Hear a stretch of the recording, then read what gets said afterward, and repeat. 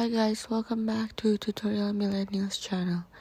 In today's video, I'm gonna show you how to check your iPhone's battery health. So first you go to settings and then you scroll down and tap on battery, and then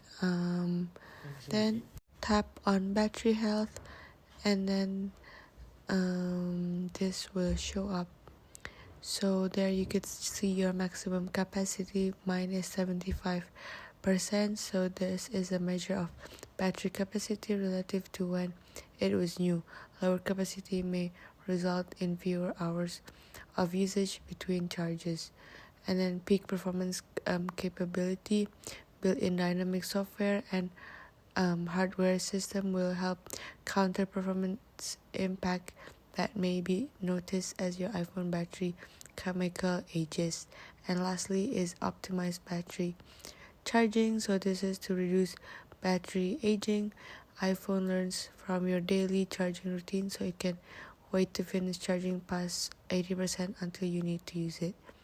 So that's it for today. I hope this video is useful, and thank you for watching.